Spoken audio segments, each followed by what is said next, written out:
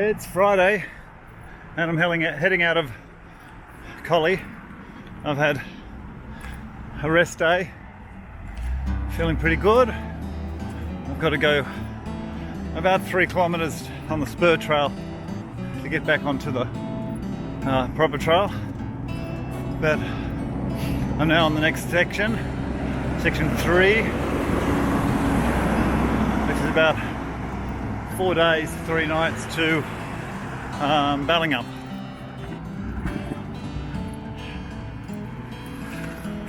So here we go.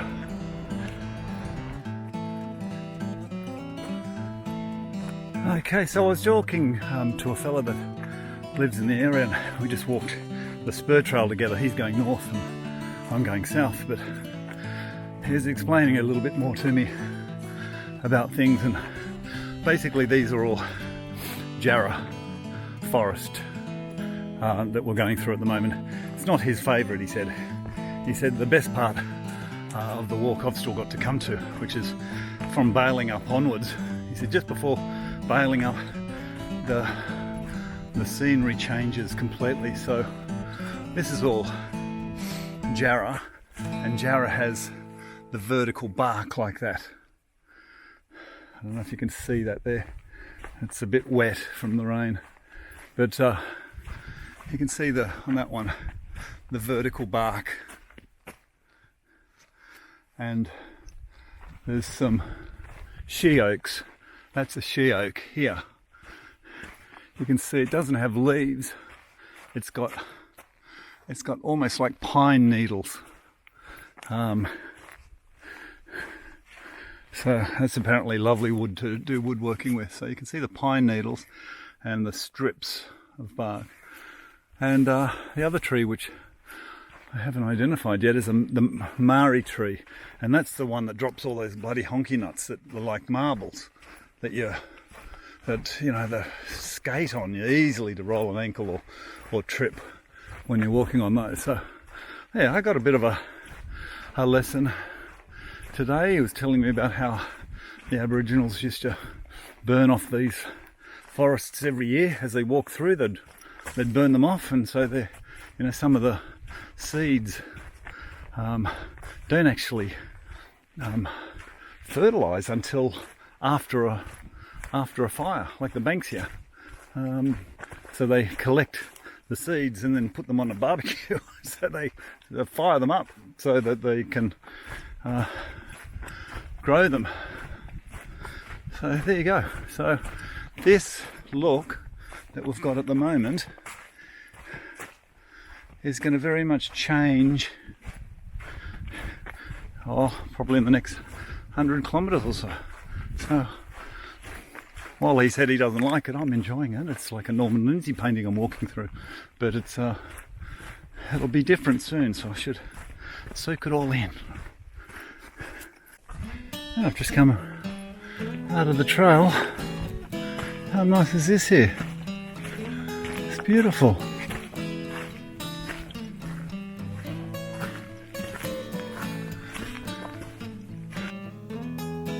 Those reflections, it's so beautiful. Very lovely.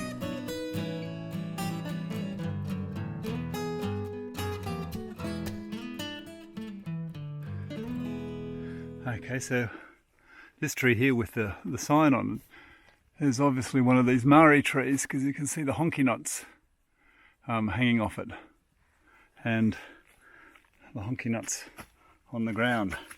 And let me tell you, these are really easy to roll your ankle, and when there's a whole heap like that, it's just easy to roll over, especially if you're going downhill. Okay, so I just looked out here. Oh my goodness, look at this. Okay, Andres, if you were here, we may just have stopped here for a swim. That is a big over the river swing, that one. Wow. Nice spot. It'd be lovely for a picnic too. Bit of a swing. Bit of a swim. Maybe even, I don't know, fish. I presume there's fish.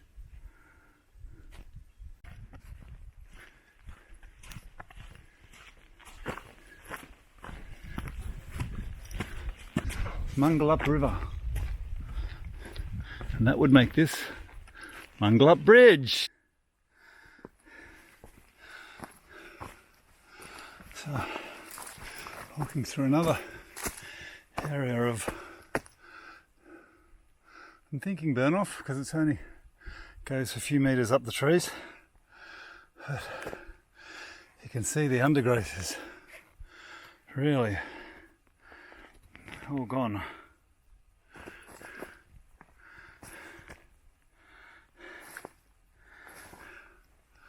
And the path, brown path, just sneaking up through the black ground.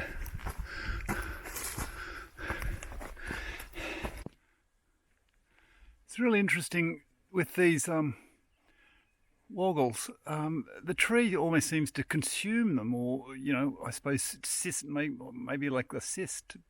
But when they first put them on, they put them on with the nails, and the nails are fairly loose. They stick out about a centimetre or two, so they've got some give, I guess. And over time, the tree, I think, almost sucks the thing into it and barks over it.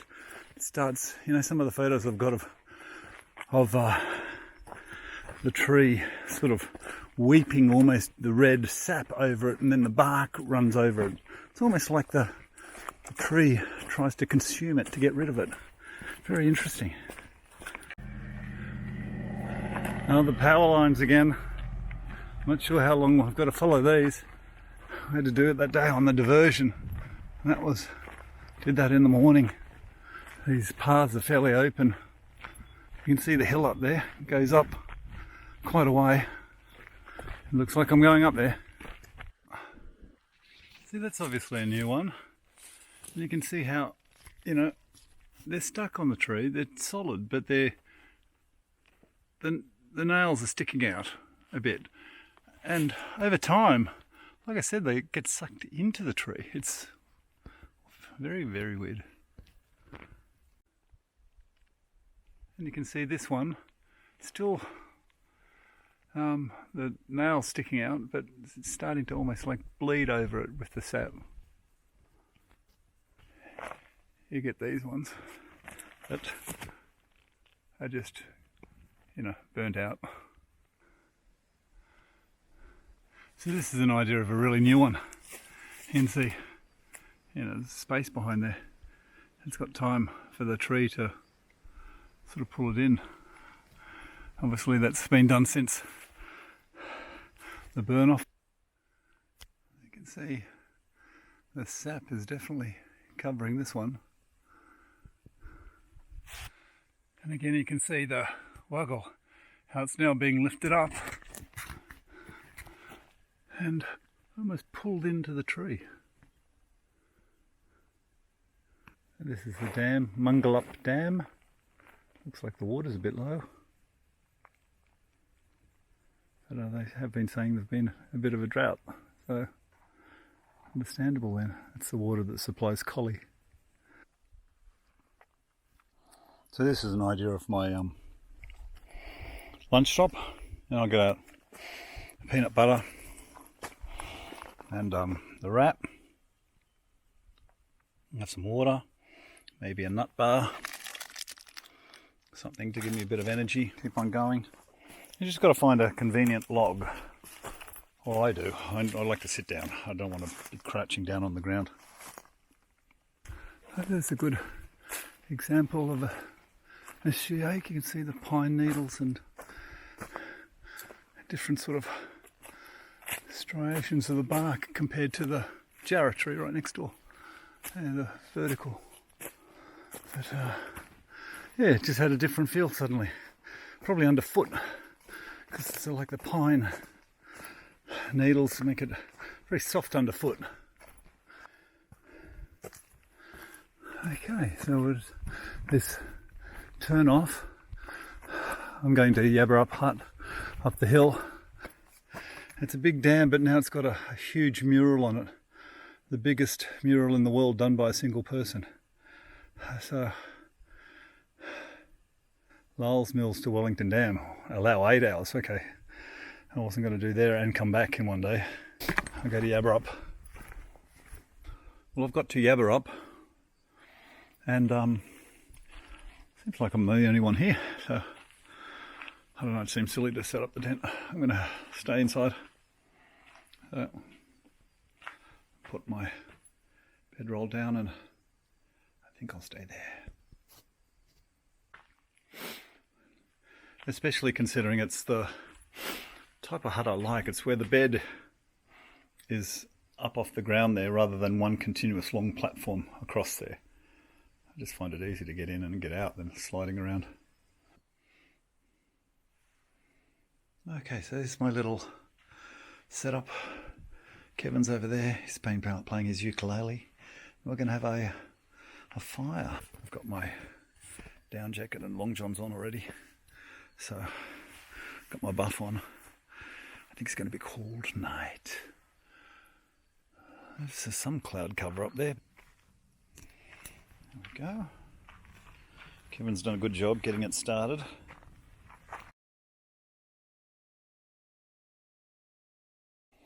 There we go, it's a nice view of the sunset going down over the bush. Okay, so it's time for dinner. I'm going to make some honey soy chicken tonight. So I've got my water boiling here. Turn that up a bit. And might need to get some more water in a moment. Fill and treat some more water.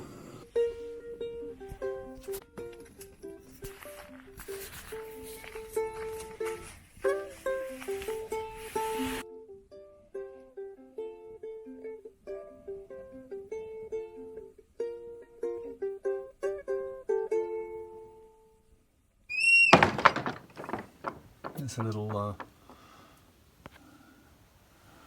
extra creature in the dunny tonight.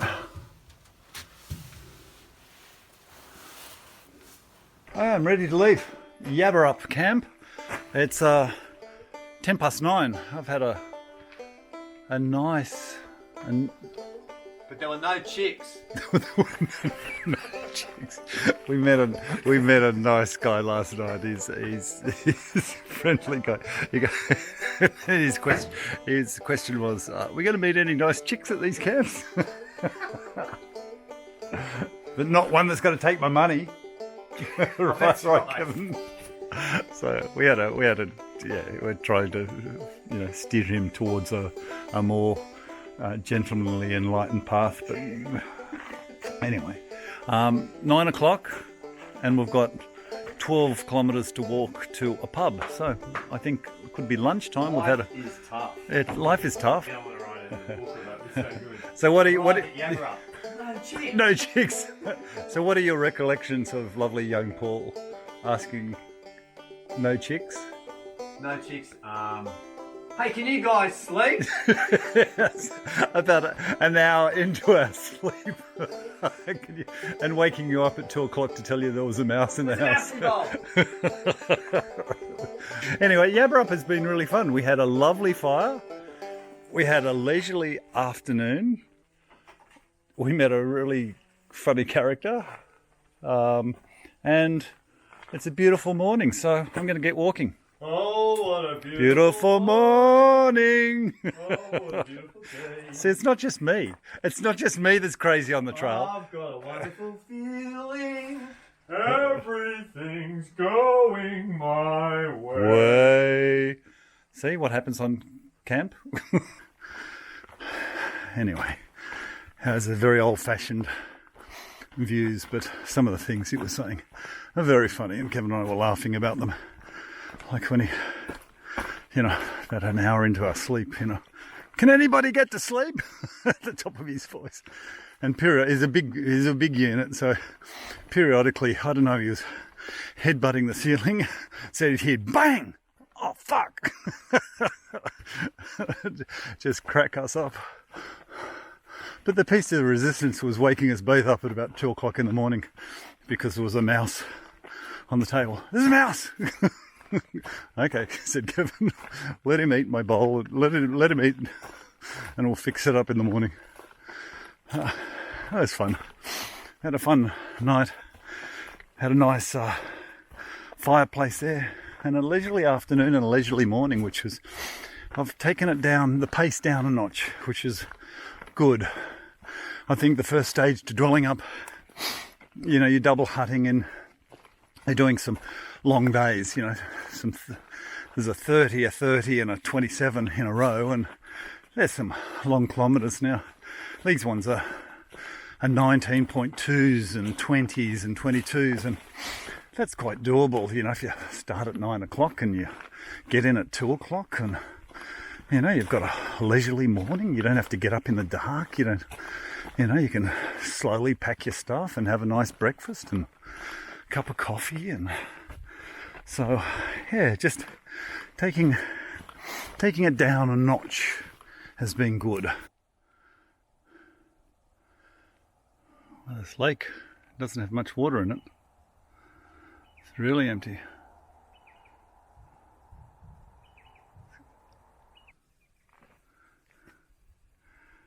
And it's the Gavin Mervyn Dam. Here we go. We do a lot of these, crossing little four-wheel drive tracks, and sometimes they're marked and you've just got to keep an eye out so you're actually staying on the trail. When you're on the trail, it's okay, but when you're on a four-wheel drive track and it suddenly turns off, that's when you're going to miss. And you're walking along happily and you realise, gee, I haven't seen a woggle for a while. Well, when this is full, it must be pretty magnificent. But there is a bar coming up in about the Monday Pub. Monday Pub? Something. It's got pub in it anyway. And I'll be there just in time for lunch. And a socially acceptable beer. So, that'll be good. The marker. Yeah. I'd say it's low. You can see this one's getting really encased. Right underneath the surface. Alright, now you can see when they're almost gone. They're almost completely consumed by the tree. Look, there's nothing sticking out. There's a good old Donnybrook. I thought that was meant to be a fight, but it's also a place. And I'm looking for the Mumby Pub. Hopefully it's here somewhere close. The Mumby Pub. Yeah, baby. Time for lunch. Excellent. Mumby Pub.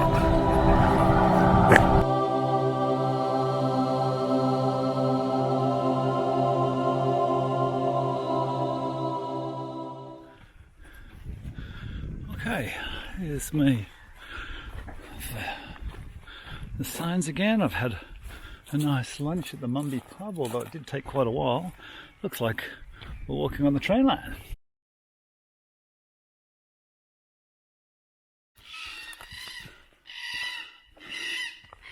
There are black cockatoos up there. The red-tailed black cockatoos. Look at them. Beautiful birds. Definitely being withdrawn into the tree, isn't it? Wow, that one's nearly gone. Nearly consumed.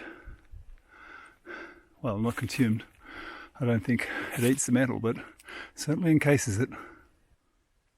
Alright, this is an example of a hungry tree. It's consuming this top one. And look, it's got another one. I reckon it's going to start on that eventually. Pretty cool. Okay, enough with the woggles and the trees. But that is pretty cool.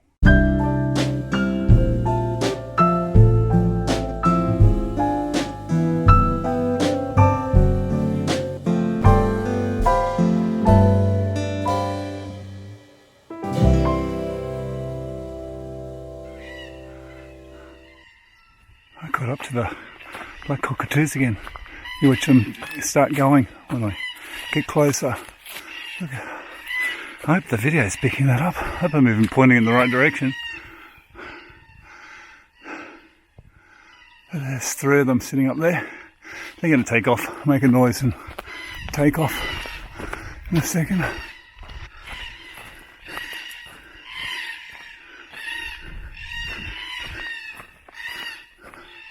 They're all around.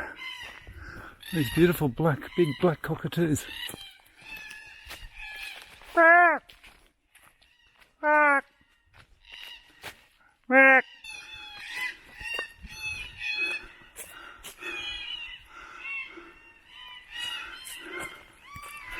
Yeah, I don't like you walking through their territory.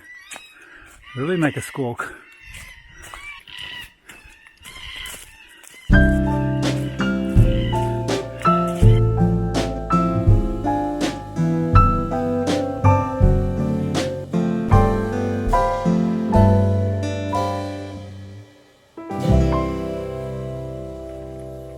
I left Grimwade a few hours ago, and this path has been reasonably overgrown. Oh, it's looking better now. And out here, it's a little bit slippery, it's had some rain.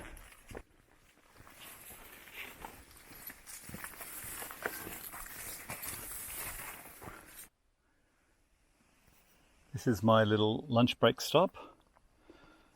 Put the stove on, I'm going to have some miso soup, I'm going to have some noodles, and yeah, just some convenient little chopped wood here. So just come over the hill, and I've got about 10 kilometres or so to go to Balingup. I'm walking from Grimwade into the town of Balingup today, and I've just come off down the hill, and everything's so green. I'm in a pine forest at the moment, but the farms that I walked through, everything was green as opposed to, you know, red and dry scrub that I've been walking through. It's a nice little path just along the water's edge here.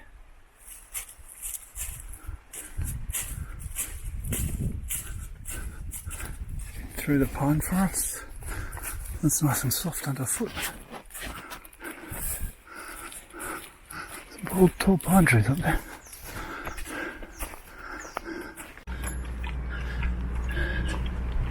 Gotta go to the visitor centre first.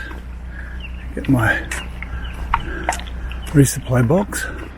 Alrighty, I'm in Balingup. Yay! Got a fun place to stay. A fun place to clean myself.